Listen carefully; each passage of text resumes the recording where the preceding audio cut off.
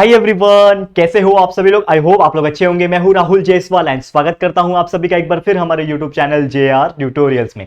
Friends, आज आपके सामने again one of the most important science का लेक्चर वीडियो में लेकर आ चुका हूं दोस्तों, जिसमें आज के दिन अगेन हम लोग पढ़ने वाले हैं 10th स्टैंडर्ड के लिए साइंस 1 सब्जेक्ट का जो एक बेहतरीन चैप्टर है जिसका नाम है चैप्टर नंबर 1 ग्रेविटेशन। दोस्तों, इस चैप्टर का लेकर आ गया हूं लेक्चर नंबर 2। लगातार दूसरा लेक्चर हम पढ़ने जा रहे हैं और ये chapter gravitation one of the most important chapter है उन बच्चों के लिए जो 10th स्टैंडर्ड में तो अच्छे मार्क्स लाना चाहते हैं, लेकिन साथ ही में उन बच्चों के लिए जिनका एक विजन और एक गोल सेट है कि आगे जाके वो इंजीनियर बनना चाहते हैं, फिजिक्स लेके पढ़ना चाहते हैं एंड ऐसे कई सारे और कारनामे करना चाहते हैं। तो उनके लिए तो ये बहुत ज्यादा इंपॉर्टेंट चैप्टर होगा, क्योंकि इसमें जो कंसेप्ट आप लोग जो सीखने वाले हो ना, वो कहीं ना कहीं आपको अपने लाइफ में, आपके पढ़ाई में आगे जाके काम आएगा। तो इसीलिए इस चैप्टर को आपको एंड तक और अच्छी तरीके से समझ के ले लेना है। तो आज हमारा लेक्चर नंबर 2 है दोस्तों, और आपको याद दिला दूं कि लेक्चर नंबर 1 में हमने बहुत ही खूबसूरत जो कॉन्सेप्ट था इस चैप्टर का, ग्रेविटेशन क्या होता है, ग्रेविटी क्या होता है, ग्रेविटेशन का मतलब क्या होता है, फिर हमने आपको मोशन क्या होता है, फोर्स क्या होता है, ऐसे कई सारे जो इंपॉर्टेंट कॉन्सेप्ट्स होते हैं वो हमने एक्सप्लेन किया था। और एक मोस्ट इंपॉर्टेंट टॉपिक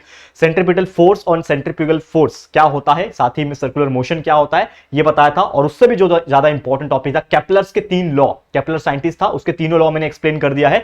तो हमारे लेक्चर नंबर 1 बहुत इंपॉर्टेंट था, जाके देख लेना। जिन्होंने भी मिस कर दिया यार, बहुत ज्यादा मिस कर जाओगे कोई चीज को, प्लीज जाओ लेक्चर नंबर 1 हमारा देख लेना, ठीक है। चलो अब आ जाते हैं टॉपिक के ऊपर। आज के इस टॉपिक के ऊपर आज 2 टॉपिक पढ़ने जा रहे हैं, लेकिन वो दोनों टॉपिक बहुत ज्यादा इंपॉर्टेंट है। क्या है वो टॉपिक, जैसे कि आप देख सकते हैं, पहला जो टॉपिक आज हमें पढ़ना है वो है Newton's universal law of gravitation. Newton's क्या है, कौन था भाई Newton? Isaac Newton was the scientist who discovered the gravity. उसने देखा कि एप्पल भाई गिर रहा है तो क्यों गिर रहा है नीचे, वो ऊपर क्यों नहीं गया? क्योंकि अगर वो पेड़ से नीचे गिर रहा है टूट के, तो भाई उसके दिमाग में तो यही था कि यार वो एप्पल जो गिरा टूटा पेड़ से, तो वो नीचे ही क्यों गिरा, वो ऊपर क्यों नहीं गया? एंड उसके हिसाब से उसने जब रिसर्च किया, पढ़ाई किया, तो उसको समझ में आया कि ये जो चीज है it is all because of a force and that force ही कॉल्ड एज ग्रेविटेशनल फोर्स। उसने क्या बोल दिया उस फोर्स को कि ग्रेविटेशनल फोर्स है। लेकिन उस ग्रेविटेशनल फोर्स की वजह से उसने एक फॉर्मूला बनाया। एक फॉर्मूला क्या बनाया कि न्यूटन्स का एक यूनिवर्सल लॉ ऑफ ग्रेविटेशन बनाया। वो क्या है, वो क्या है, इसको स्टडी करेंगे। तो बेसिकली उसने एक बात बोला, उसने क्या बोला कि अकॉर्डिंग टू दिस थियरी, ये जो लॉ है ना, न्यूटन्स का यूनिवर्सल लॉ ऑफ ग्रेविटेशन है ना, उसका ये लॉ जो है ना, उसके अकॉर्डिंगली क्या बोला कि ये जो थियरी है, अकॉर्डिंग टू दिस थियरी, उसने क्या बोला कि every object in the universe, her object जो यूनिवर्स में है वो अट्रैक्ट होता है किसी और दूसरे ऑब्जेक्ट के ऊपर। क्या बोला उसने कि every object attract towards the other object. किसी भी तरीके से हो सकता है, जैसे कि आपको पता है मैग्नेट, मैं मैग्नेट का एग्जांपल इसलिए दे रहा हूं क्योंकि आप रिलेट कर पाओगे। जैसे एक मैग्नेट है और कहीं पे भी उसको लोखंड दिखता है, यानी आयरन दिखता है, तो वो जाके उसके ऊपर जाके चिपक जाता है। मतलब कहीं ना कहीं हर ऑब्जेक्ट दूसरे ऑब्जेक्ट पे क्या होता है, अट्रैक्ट होता है। एंड वो अट्रैक्ट इसलिए होता है कि कहीं ना कहीं उन दोनों ऑब्जेक्ट के ऊपर कहीं ना कहीं कुछ तरीके का क्या लग रहा होता है दोस्तों, फोर्स अप्लाई हो रहा होगा। तो इसने भी क्या बोल दिया, न्यूटन्स के यूनिवर्सल लॉ ऑफ ग्रेविटेशन ने क्या बोला, उसके थ्योरी के अकॉर्डिंगली क्या होता है कि every object attracts another object by some force and this force he called as gravitational force। वो फोर्स को उसने क्या बोला, ग्रेविटेशनल फोर्स बोला। लेकिन वो स्टेटमेंट में क्या बोला उसने, वो स्टेटमेंट बोला कि according to this theory every object attracts every other object. लेकिन जो फोर्स आएगा वो फोर्स रहेगा डायरेक्टली प्रोपोर्शनल टू, वो जो फोर्स आएगा वो फोर्स रहेगा directly proportional to the applied force, directly proportional to the applied force. इसको समझो, पहले क्या बोल रहा हूं मैं, इसको मैं पूरा मैथमेटिकल चीज में भी समझाऊंगा, पहले थ्योरेटिकल समझ लो। उसने क्या बोला कि जो भी ये लॉ है उसके अकॉर्डिंगली क्या होता है कि हर ऑब्जेक्ट दूसरे ऑब्जेक्ट को अट्रैक्ट होता है बाय सम फोर्स। किससे होता है वो, एक फोर्स से अट्रैक्ट होता है। एंड यही जो फोर्स है, ये जो फोर्स है ना, ये जो फोर्स है दोस्तों, ये जो फोर्स है, ये force directly proportional to the applied, किसके, is directly proportional to the, ठीक है, अप्लाइड मासेस, ठीक है, is directly proportional to the applied masses, या फिर आप बोल सकते हैं applied masses and product of the masses. यानी कि जो मास है, ये जो वजन होगा उस पर्टिकुलर ऑब्जेक्ट का, उसके प्रोडक्ट का मासेस, यानी कि जो वजन होगा उससे, एंड इनवर्सली प्रोपोर्शनल, क्या होगा, and inversely proportional to the square of the distance between them, to the square of the distance between them. अब ये मैं क्यों लिखा रहा हूं, ये मैं नहीं लिखाने वाला था, लेकिन आप जानते हो कि हर चीज टेक्स्ट बुक में होता है और मैं लिखाने में ज्यादा मेहनत नहीं करता हूं, आप जानते हो। लिखाना इज लाइक आपके पास सब चीज पहले से लिखा हुआ मौजूद है, मैं यहां पे लिखाऊंगा, टाइम वेस्ट होगा। ठीक है, मेरा यहां पे मकसद क्या होता है, हमारा जेआर ट्यूटोरियल्स का एक ही मकसद है, तो सबसे ज्यादा नॉलेज प्रोवाइड करना और कंसेप्ट प्रोवाइड करना, क्योंकि कंसेप्चुअल नॉलेज एक बार समझ गए, बाद में तो ये डेफिनेशन को आपको लर्न ही करना है, याद ही करना है। तो पहली बात तो डेफिनेशन क्या बोलता है एक बार और वापस से बताऊंगा, फिर उसका मैथमेटिकल लॉजिक एक्सप्लेन करूंगा, डायग्राम से एक्सप्लेन करूंगा, ध्यान से समझना। ठीक है, इसको थोड़ा समझने की कोशिश करो। अब सबसे पहले उसने क्या बोला कि न्यूटन ये बोलता है कि every body attracts every other object, मतलब एक मैं हूं, एक कोई लड़की है, अट्रैक्शन होगा कि नहीं होगा? करेक्ट है, every body attracts another object. हाँ ठीक है, अलग बात है यार, किसी से लड़का लड़के को अट्रैक्ट मत कर लेना, वैसे वैसे कानून तो बन गया है, लेकिन अट्रैक्ट मत करना। ठीक है, तो कहने का मतलब क्या है कि every body attracts any other object, लेकिन वो ऑब्जेक्ट दूसरे ऑब्जेक्ट से अट्रैक्ट हो रहा है, तो किसकी वजह से हो रहा है? It is all because of some force. जैसे मैंने बोला वो क्यों हो रहा है? Because of some force. And वो फोर्स क्या बोल रहा है? According to this Newton's universal law of gravitation, this force is directly proportional to the applied masses and product of their masses. मतलब दो ऑब्जेक्ट के प्रोडक्ट ऑफ देयर मासेस, दोनों के वजन को मल्टीप्लाई कर दो तो उसके बराबर रहेगा, और इनवर्सली प्रोपोर्शनल टू द रहेगा to the square of the distance between. अब इसको मैथमेटिकल तरीके से सॉल्व करते हैं। तो लेट सपोज मैं मान लेता हूं कि जो मेरा फोर्स रहेगा वो F रहेगा, ठीक है, और वो दोनों ऑब्जेक्ट इस प्रकार है, समझ लो ये मेरा एक M1 है, ये मेरा ऑब्जेक्ट हो गया, ये ऑब्जेक्ट M1 मतलब उसका वजन, पहले ऑब्जेक्ट का वजन M1, ये दूसरा ऑब्जेक्ट है, इसका वजन M2। समझ में आ गया? कोई एक लड़का है 70 किलो, कोई दूसरा लड़का है 80 किलो का। इसके ऊपर न्यूमेरिकल्स भी हम सॉल्व करेंगे, लेकिन वो अगला लेक्चर लेके आऊंगा, टेंशन मत लेना। आज थ्योरेटिकल चीजें हैं, डेरिवेशन है, इसको समझ लो। तो एक वजन है, एक ऑब्जेक्ट है जिसका वजन M1 है, दूसरा ऑब्जेक्ट है उसका वजन M2 है, दोनों ही एक दूसरे को क्या करेंगे? अट्रैक्ट करेंगे। जैसे मैंने बोला कि हमारा स्टेटमेंट यही बोलता है, न्यूटन्स का यूनिवर्सल लॉ ऑफ ग्रेविटेशन यही बोलता है कि एवरी बॉडी अट्रैक्ट्स, तो ये दोनों एक दूसरे को अट्रैक्ट करेंगे, लेकिन अट्रैक्ट किससे करेंगे? By some force. तो ये अपना एक फोर्स लगाएगा और ये वाला ऑब्जेक्ट ये अपना एक फोर्स लगाएगा, करेक्ट है, दोनों ही अपना अपना फोर्स लगाएंगे, लेकिन ये दोनों ही ऑब्जेक्ट के बीच में डिस्टेंस कितना है? d नाम का डिस्टेंस है। तो हमारा मैथमेटिकल इक्वेशन कैसे बनेगा? क्या बनेगा कि जो दोनों का जो फोर्स है वो रहेगा डायरेक्टली प्रोपोर्शनल, बोला है ना हमारे स्टेटमेंट में, force is directly proportional to the product of the masses, applied masses का प्रोडक्ट। अप्लाइड मासेस कौन सा है? M1 M2, यानी कि F is directly proportional to M1 multiply by M2। M1 dot M2 मतलब क्या होता है? ये डॉट मतलब क्या होता है? मल्टीप्लाई होता है। तो F is directly proportional to M1 into M2, और इनवर्सली प्रोपोर्शनल बोल रहा है, देखो inversely proportional to the square of the distance between. तो दोनों के बीच का डिस्टेंस कितना है? d है, तो इनवर्सली मतलब अपॉन में आ जाएगा, यानी कि d का स्क्वायर। तो ये हो गया आपका एक फॉर्मूला, मतलब फॉर्मूला बना नहीं है, लेकिन एक स्टेटमेंट का मैथमेटिकल इक्वेशन हो गया कि अगर आपको कोई बोला है कि न्यूटन्स का universal law of gravitation states that the force is directly proportional to the product of their masses and inversely proportional to the square of the distance between them, ये बोल दिया, तो हमने इसको मैथमेटिकल में कन्वर्ट कर दिया कि F is directly proportional to M1 into M2 upon d square. लेकिन इसको और भी कैसे लिख सकता हूं मैं? आपको एक चीज जानना होगा, या फिर आपको जानते होंगे अगर बहुत अच्छी बात है, तो यहां पर एक चीज समझो कि क्या होता है ना कि whenever this sign appears, ये साइन को हम लोग बोलते हैं डायरेक्टली प्रोपोर्शनल वाला साइन, तो ये साइन को हमें अगर हटाना होता है, क्योंकि हमें एक फॉर्मूला अगर बनाना है तो हमें इक्वल चाहिए। कभी आपने देखा है कि अभी आपने सुना होगा a plus b the whole square is equal to a square plus 2ab plus b square, तो बीच में क्या है? इज इक्वल टू आया। तो if we want is equal to, क्योंकि हर फॉर्मूले में इक्वल टू होना जरूरी है, तो अगर इसको मुझे फॉर्मूला बनाना है तो इक्वल टू होना जरूरी है, तो मैं क्या करूंगा? इस प्रोपोर्शनलिटी के साइन को हटाने के लिए मैं वहां पे इक्वल लिखूंगा, तो मैं ये लिखूंगा F will be equal to, ठीक है ना, मैंने क्या लिख दिया? F will be equal to, क्या लिख दिया? F will be equal to. लेकिन ये इक्वल टू लिखा हूं, ये प्रोपोर्शनलिटी का साइन तो हट गया, उसके जगह पे मैंने इक्वल लिख दिया, लेकिन वहां पे कुछ तो अप्लाई करना पड़ेगा। तो एक बेसिक रूल होता है साइंस में और मैथ्स में, ये ध्यान में रख लेना, फिजिकल चीजों में, फिजिक्स में याद रख लेना कि whenever if we want to remove this proportionality sign, we have to multiply it by a constant value. मतलब हमें किसी ना किसी एक कांस्टेंट वैल्यू से इसको क्या करना पड़ेगा? मल्टीप्लाई करना पड़ेगा। मतलब इन शॉर्ट, ये प्रोपोर्शनलिटी की जगह पे जब मैंने इक्वल लिखा तो एक कांस्टेंट से आप मल्टीप्लाई करो, और यहां पे मैं जो कांस्टेंट लूंगा वो मैं g लूंगा, ठीक है। और वो क्यों ले रहा हूं? क्योंकि मैं यहां पे बताऊंगा थोड़ी देर में, लेकिन ध्यान से देखना, मैंने g लिया और ये m1 इंटू m2 वैसे का वैसे ही रहेगा, m1 इंटू m2 और अपॉन जो है वो d स्क्वायर या फिर r स्क्वायर, r भी ले सकते हो आप इसके जगह पे, तो आपकी मर्जी है। तो ये आपका क्या बन गया दोस्तों? ये एक फॉर्मूला बन गया। ये क्या बन गया? It is the formula, it is the best formula जो हमें लगेगा, किस में लगेगा? अगर हमें कोई भी दो ऑब्जेक्ट दिए हैं, उसके मासेस दिए हुए हैं, दोनों के बीच का डिस्टेंस दिया है और हमें बोला रहेगा कैलकुलेट करो कि दोनों में कितना फोर्स लग रहा है। अगर ऐसा कुछ क्वेश्चन आता है तो डेफिनेटली हम ये formula that is F is equal to G into M1 into M2 upon D square, ये फॉर्मूला लगा सकते हैं, by means of which we would consider and we would calculate the value of force that is applied force here. ठीक है, समझ में आ गया? अब जैसे बात यह है कि आपने देखा यहां पे मैंने G लगाया, तो यहां पे G का मतलब है क्या, इसको समझ लो सबसे पहले। तो यहां पे जो जी है, ये जी का जो मतलब है दोस्तों वो है gravitational constant, universal universal gravitational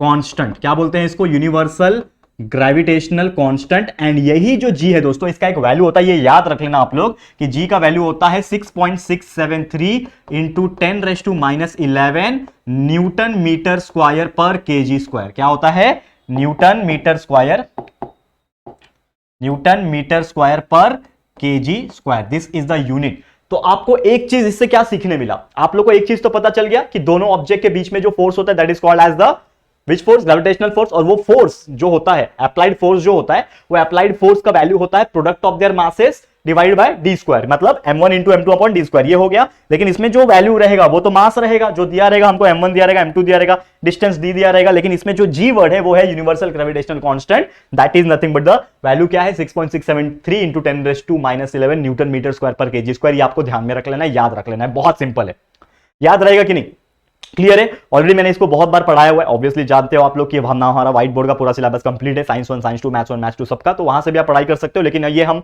दोबारा से जो पढ़ा रहे हैं इसको भी आप ध्यान से समझोगे तो आपको बहुत अच्छे समझ में आ जाएगा, ठीक है। अब ये तो आपको क्लियर हो गया, लेकिन और भी कुछ कंसेप्ट है। क्या कंसेप्ट है कि अगर ये फॉर्मूला आप नोटिस करो तो इसमें आप एक चीज पता चलेगा कि अगर हमें यहां पे जो डी का वैल्यू है, यानी कि जो डिस्टेंस है, दोनों ऑब्जेक्ट के बीच का डिस्टेंस जो है ना, वही डी है ना हमारा, तो दोनों ऑब्जेक्ट के बीच का डिस्टेंस को अगर हमें इंक्रीज करना है, अगर इसको हम इंक्रीज करेंगे तो मुझे बताओ फोर्स बढ़ेगा कि कम होगा, इनवर्सली प्रोपोर्शनल है ना, ये F ऊपर है डी नीचे है, तो अगर नीचे वाली चीज को मैं बढ़ाऊंगा तो ये कम हो जाएगा। मतलब in short, if we increase the value of d, if we increase the distance between two particular object, concept को समझो कि अगर दो ऑब्जेक्ट का डिस्टेंस मैं बढ़ा दूं, मतलब दोनों ऑब्जेक्ट क्या है, दूर दूर है, तो मेरा फोर्स का जो वैल्यू आएगा वो क्या होगा, कम होगा। क्यों कम होगा, क्योंकि ये इनवर्सली प्रोपोर्शनल है। समझ में आ रहा है, समझ में आ रहा है। लेकिन वही चीज अगर मैं मासेस का वैल्यू बढ़ा दूं, वही चीज में मासेस का वैल्यू बढ़ा दूं, तो मासेस तो एफ के साथ डायरेक्टली प्रोपोर्शनल में है, सीधा सीधा है ना, ऊपर ही है ना। तो अगर मैं मासेस बढ़ा लूंगा, ये दोनों ऑब्जेक्ट का मास अगर बढ़ा दूं तो फोर्स का वैल्यू बढ़ जाएगा। समझ में आ रहा है, क्लियर है। तो उम्मीद कर रहा हूं ये चीज आपको बहुत बेसिक तरीके से समझ में आएगा। यही कंसेप्ट है, इसी के ऊपर फिल इन द ब्लैंक्स वगैरह भी पूछता है, ठीक है। तो ये आपको ध्यान में रखना है। तो ये हो गया हमारा आज का पहला topic, that is called as the Newton's universal law of gravitation. बहुत अच्छी तरीके से एक्सप्लेन कर दिया, one of the most important topic, याद रख लेना, एग्जाम में पूछ सकता है, ठीक है। आगे बढ़ जाए, हमारा आज का आखिरी एग्जांपल, माफ कीजिएगा आखिरी टॉपिक, इसको हम लोग फटाफट से कर लेते हैं और फिर हमारा आज का लेक्चर स्टॉप हो जाएगा। लेकिन दोस्तों ये आपको मैं क्यों करा रहा हूं, देखो मेरा जो मकसद है आप लोग के लिए वो ये है कि आपको मैं जितना कॉन्सेप्ट हो सके दे दूं। ऑलरेडी हमने पढ़ाया हुआ है, लेकिन दोबारा से क्यों पढ़ा रहे, क्योंकि आपने डिमांड किया था कि सर डिजिटल बोर्ड आया कि वापस से आप पढ़ाओ, that's why we are making again this video, again this chapter, ठीक है ना। तो यहां पे जो हम मेहनत कर रहे हैं, तो अगेन आप उतना ही डेडिकेशन के साथ पढ़ाई करो, जितना आपने व्हाइट बोर्ड के वीडियोस में दिखाया है उतना उससे ज्यादा डेडिकेशन यहां पे दिखाओ, तभी हम लोग के अंदर कॉन्फिडेंस आएगा और हम रेगुलरली आप लोग के लिए वीडियोस पोस्ट करते रहेंगे। तो प्लीज सपोर्ट अस, एंड अगर आप डेफिनेटली प्यार दिखाओगे, सपोर्ट दिखाओगे, तो डेफिनेटली हम आगे बढ़ेंगे और आप लोग को भी ऐसे कई सारी ऊंचाइयों पे लेके जाएंगे, ठीक है। चलो आगे बढ़ जाते हैं, अभी नेक्स्ट टॉपिक पे जाते हैं, जो कि एक बहुत सुंदर और बहुत ही ब्यूटीफुल टॉपिक, जिसका नाम है दोस्तों relation between uniform circular motion, जिसको यूसीएम भी कहते हैं, UCM, uniform circular motion and centripetal force. ये दोनों ही टॉपिक हमने कल पढ़ा था। क्या पढ़ा था, सर्कुलर मोशन क्या होता है, if any motion is rotating, if any object is rotating in circular direction, जो मोशन हो रहा है वो सर्कुलर मोशन है। सेंट्रीपिटल फोर्स मतलब any force is directed towards the centre of the circle, that is called as the centripetal force. ये दोनों topic मैंने कल के लेक्चर में, यानी लेक्चर नंबर 1 में एक्सप्लेन किया हुआ है, आप जाके देख सकते हो, ठीक है। आज ये क्या पढ़ने वाला है, तो सबसे पहली बात आप इसको समझ लो कि हमने एक चीज पढ़ा था, क्या कि जब भी कोई भी फोर्स सर्कल के सेंटर की तरफ डायरेक्टेड होता है उसको हम लोग सेंट्रीपिटल फोर्स बोलते हैं, ये हमने पढ़ा था। और वो सेंट्रीपिटल फोर्स का ना एफ का ना एक वैल्यू होता है, तो यहां पे हम लोग बोल सकते हैं कि ये जो सेंट्रीपिटल फोर्स है, ठीक है, क्या बोल रहा हूं मैं, ध्यान से सुनना, ठीक है। सेंट्रीपिटल ये जो फोर्स है, जिसको हम लोग इन शॉर्ट क्या बोलते हैं ना, सीएफ भी बोलते हैं, तो ये जो सेंट्रीपिटल फोर्स है इसका एक वैल्यू होता है, जो कि होता है दोस्तों mv² अपॉन आर। क्या होता है ये वैल्यू, क्या होता है mv² अपॉन आर। m मतलब मास, v मतलब वेलोसिटी, r मतलब रेडियस या फिर डिस्टेंस, ये आपको पता होगा। तो mv² अपॉन आर ये इसका वैल्यू होता है, ठीक है। किसका वैल्यू है, ये फोर्स का वैल्यू है, किसके फोर्स का, सेंट्रीपिटल फोर्स का। सेंट्रीपिटल ये जो फोर्स दिख रहा है इसका वैल्यू क्या है, mv² अपॉन आर है। इसको मैं मान लेता हूं इक्वेशन नंबर 1, ये मेरा क्या मान लेता हूं मैं, इक्वेशन नंबर 1 मान लेता हूं, ठीक है। अब एक और चीज हम जानते हैं दोस्तों, क्या जानते हैं कि हमारा जो स्पीड होता है, स्पीड यानी कि आप बोल सकते हो वेलोसिटी जो होता है, उसका एक फॉर्मूला होता है जो हमने बचपन से 8-9 स्टैंडर्ड से पढ़ते आए हैं। क्या पढ़ते आए हैं, वी नो दैट कि हमारा जो स्पीड है, speed is equal to distance upon time. We know that कि स्पीड इज इक्वल टू क्या होता है, देखो ध्यान से, कहां गया, हाँ यहां पे देखो क्या बोल रहा था मैं again, speed is equal to distance upon time taken. यही फॉर्मूला है, ये हमने बचपन से पढ़ा है, बचपन मतलब 8 9 स्टैंडर्ड में जब आप रहे होंगे, आपने साइंस पढ़ा होगा ध्यान से, तो ये हमको पता है कि that is speed is equal to distance upon time taken. ठीक है, अब इसको मैं शॉर्टकट तरीके से अगर मैं लिखने की कोशिश करूं, ठीक है, तो यहां पे हम लोग इन शॉर्ट क्या बोल सकते हैं, क्लियरली हम ये बोल सकते हैं कि जो हमारा यहां पे स्पीड होगा उसको मैं मान रहा हूं v, ठीक है, डिस्टेंस कितना होगा, कोई भी ऑब्जेक्ट अगर सर्कुलर मोशन परफॉर्म कर रहा है, तो ये जो सर्कुलर मोशन यहां से कर रहा है, तो मुझे बताओ यहां से अगर वो करना शुरू किया और यहां से किया सर्कुलर मोशन फॉलो किया और यहां तक पहुंचा, तो उसने कितना डिस्टेंस कवर किया होगा, ऑब्वियसली कितना किया होगा, 2 पाई आर। 2 पाई आर मतलब उसका सरकमफरेंस जितना रहेगा सर्कल का उतना ही कवर किया रहेगा। ये आपको पता है कि कोई, क्योंकि वो ऑब्जेक्ट क्या परफॉर्म कर रहा है, सर्कुलर मोशन। तो मतलब यहां पे v is equal to distance क्या रहेगा, यहां पे 2 पाई आर रहेगा और time that will be equal to t रहेगा। ये आपको समझ में आ रहा है दोस्तों, बहुत सिंपल है। ठीक है, ये लॉजिक को समझो, ये पूरा एक डेरिवेशन बन रहा है। क्या बन रहा है दोस्तों, ये एक डेरिवेशन बन रहा है, that is the relation between the uniform circular motion and the centripetal force बन रहा है। तो इसको आपको थोड़ा ध्यान से समझना पड़ेगा। ठीक है, थोड़ा सा देखो ध्यान से। ठीक है, तो v is equal to 2 pi r upon t हो गया। अब यहां पे आप एक चीज नोटिस करोगे कि ये जो फॉर्मूला नंबर 1 है, मतलब इक्वेशन नंबर 1 है, इसमें जो v का वैल्यू है ये पुट ऑन कर सकता हो क्या, बिल्कुल कर सकता हूं, क्योंकि यहां पे mv स्क्वायर अपॉन आर है, that is force is equal to mv square upon r है। तो ये v क्या है, दैट इज स्पीड ना, वेलोसिटी है ना, और ये v क्या है, 2 पाई आर अपॉन टी है। तो ये v is equal to 2 pi r upon t जो इक्वेशन नंबर 2 है, इसको मैं डाल देता हूं पुट इन इक्वेशन नंबर 1। किस में डाल दूंगा, उठा के 1 में डाल दूंगा। तो हमारा क्या मिलेगा, that is force will be equal to, क्या मिल रहा है देखो ध्यान से देखो, अगर आप ध्यान लगा के देखोगे तो आपको एक चीज समझ में आएगा कि फोर्स इज इक्वल टू ये जो mv स्क्वायर आर है, तो यहां पे m तो रहेगा, लेकिन ये जो v दिख रहा है, ये v के जगह पे हम लोग क्या लिखेंगे, 2 पाई आर अपॉन टी, और ये पूरे का क्या हो जाएगा, स्क्वायर हो जाएगा। ठीक है, ये क्या हो जाएगा, पूरे का स्क्वायर हो जाएगा, और नीचे क्या रहेगा, आर रहेगा। समझ में आ रहा है क्यों आर रहेगा, क्योंकि इसके नीचे आर है। देखो ये m था, ये m लिखा आपने, ये v जो है, ये v का वैल्यू आपके पास है 2 पाई आर अपॉन टी, ये v की जगह पे हमने 2 पाई आर अपॉन टी लिख दिया, उसके ऊपर स्क्वायर है तो आपने पूरे ब्रैकेट के ऊपर स्क्वायर लिखा, नीचे आर है, यहां पे नीचे आर आपने लिख दिया। अब इसको सॉल्व करते हैं, कैसे सॉल्व होगा यहां पे, अब देखो नेक्स्ट स्टेप में मैं इसको सॉल्व करता हूं। क्या सॉल्व होगा, ये m वैसे का वैसे ही है, लेकिन ये स्क्वायर सबके साथ है, तो ये 2 का स्क्वायर क्या हो जाएगा, मल्टीप्लाई बाय 4 हो जाएगा, पाई का स्क्वायर हो जाएगा पाई स्क्वायर, ठीक है, आर स्क्वायर हो जाएगा, और नीचे क्या बच रहा है, t, तो ये हो जाएगा t का स्क्वायर, और ये होल डिवाइड, ये पूरे को डिवाइड कर रहा है कौन, ये बेचारा अकेला r। समझ में आ रहा है इस प्रकार से। ठीक है, आगे बढ़ जाते हैं। ये समझ में आ गया, कुछ नहीं किया, बस सबको स्क्वायर कर दिया, ये पूरे ब्रैकेट को स्क्वायर कर दिया, और ये हो गया। अब यहां पे मेरे पास कांस्टेंट्स क्या है, अब कांस्टेंट्स के ऊपर आप नजर डालोगे तो ये जो 4 दिख रहा है यहां पे, ये m दिख रहा है, इसमें कुछ फर्क नहीं पड़ेगा, और ये पाई स्क्वायर को कुछ फर्क नहीं पड़ेगा। तो मैं क्या करता हूं, ये 4m पाई स्क्वायर को ना एक साथ अलग कर देता हूं। तो मैं क्या लिखूंगा यहां पे, force will be equal to 4m pi square. क्या लिखा मैंने, 4m पाई स्क्वायर को अलग कर दिया, पहले 4 लिखा क्योंकि नंबर पहले लिखते हैं, तो 4m पाई स्क्वायर अलग कर दिया। फिर भी ऊपर क्या, यहां पे क्या बच रहा है, 4m पाई स्क्वायर अलग हो गया, तो क्या बच रहा है, r square upon t square बच रहा है। ठीक है, तो हम लोग यहां पे क्या लिख सकते हैं, r square upon t square, r square upon t square, और उसके नीचे पूरा डिवाइड है आर।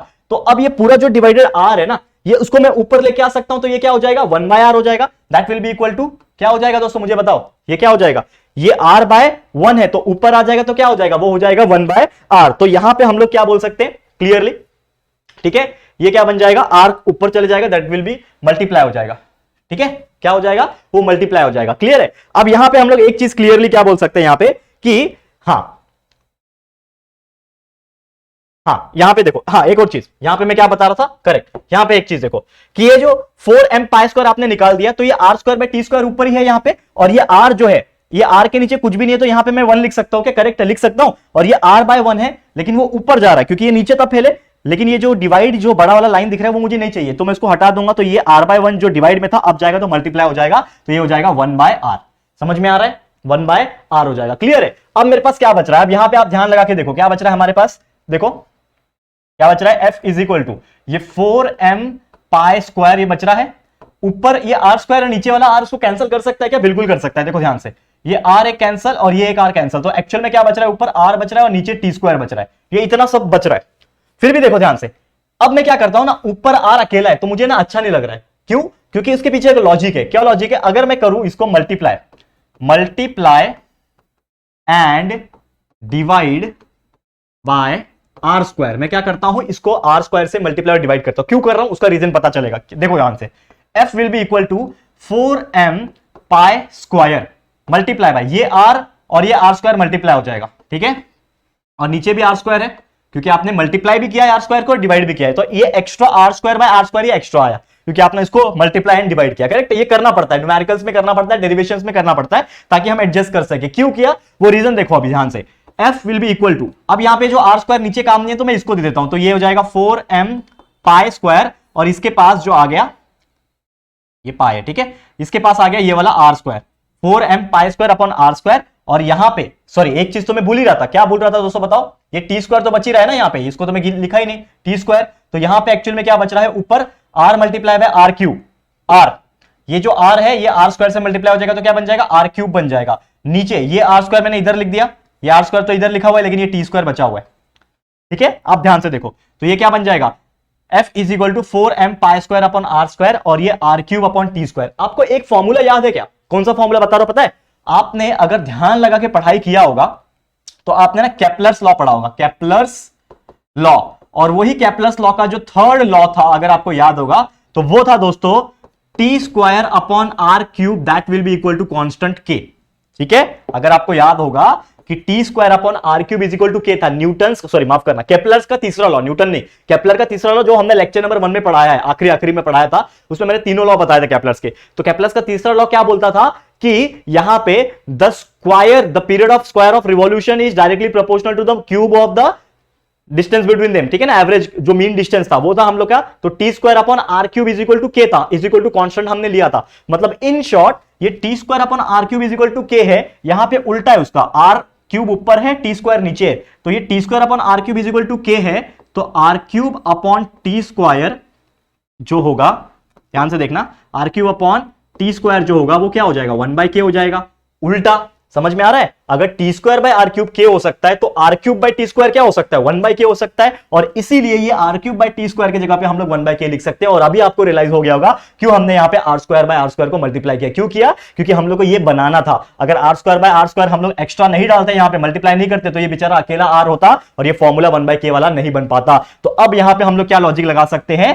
कि हमारा जो r cube by T square is equal to 1/k है, तो हम यहां पे क्या लिख सकते हैं, f will be equal to 4m pi square, थोड़ा इसको अच्छे से लिखो, क्या लिख सकता हूं देखो ध्यान से, थोड़ा हैंडराइटिंग बिगड़ जाता है कभी कभी, ठीक है, देखो ध्यान से, 4m pi square upon are square is sorry multiply by ये R square by are cube by T square की जगह पे क्या लिख सकता हूं मैं, 1/k लिख सकता हूं, ठीक है, क्या लिख सकता हूं 1/k, यानी in short f will be equal to क्या लिख सकता हूं, that is 4m pi square upon k into r square, ये हमारा क्या बन जाएगा, एक फॉर्मूला बन रहेगा।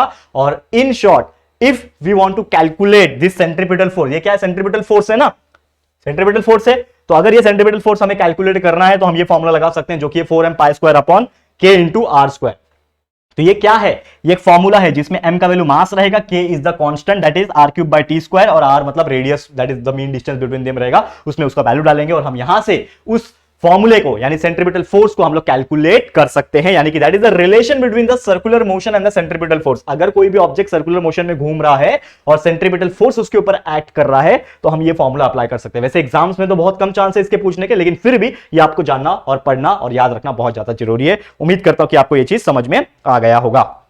क्लियर है, समझ में आ गया, चलेगा। तो चलो आज के लिए इतना ही, बेसिकली हम लोग यहां पे स्टॉप करेंगे और आज बहुत अच्छी तरीके से हमने ये टॉपिक को कवर कर लिया, पढ़ लिया है। लेकिन देखो हमारे इस चैप्टर में ना बहुत बेहतरीन चीज है। आज आपने दो फॉर्मूलेस पढ़ लिए, एक तो न्यूटन का यूनिवर्सल लॉ ऑफ ग्रेविटेशन पढ़ लिया, दूसरा uniform circular motion plus centripetal force का डेरिवेशन पढ़ लिया। तो इसी के बेस पे जो फॉर्मूलेस आपने पढ़े ना, इसके बेस पे कई सारे न्यूमेरिकल्स है जो अक्सर एग्जाम में पूछे भी जाते हैं पर ज्यादा नहीं पूछते, लेकिन ट्रस्ट में आपको एक न्यूमेरिकल्स में सॉल्व करके दिखाऊंगा। लेकिन आपको थोड़ा सा वेट करना है। आज हमारा लेक्चर नंबर 2 था इस चैप्टर का, लेक्चर नंबर 3 में हम आपको न्यूमेरिकल सॉल्व करवाएंगे, बहुत मजेदार होगा। आप लोग बस ध्यान लगा के देखना, मजा आएगा पढ़ने में। आप लोग बस सपोर्ट और प्यार दिखाओगे तो हर चीज पॉसिबल होगा। ठीक है, चलो आज फिर ये वीडियो इधर ही समाप्त करता हूं। Thank you so much for watching this video. कैसा लगा ये वीडियो प्लीज कमेंट करना। वीडियो पसंद आया, अच्छा लगा है दोस्तों तो प्लीज वीडियो को लाइक कर देना। और एक सबसे ज्यादा बड़ा रिक्वेस्ट है मेरा, तो प्लीज ये वीडियो को शेयर करना, जितना हो सके शेयर करना। नया वीडियोस बन रहा है आप लोग के 10th के लिए, तो प्लीज शेयर टू एवरीवन। जिनको नहीं पता है कि जेआर ट्यूटोरियल्स पे नए वीडियो वो भी डिजिटल बोर्ड पे आ रहे हैं साइंस और मैथ्स के, तो प्लीज शेयर टू एवरीवन, सबको इन्फॉर्म कर देना। और अगर फर्स्ट टाइम आए हो चैनल पे, अभी तक चैनल को सब्सक्राइब नहीं किया है,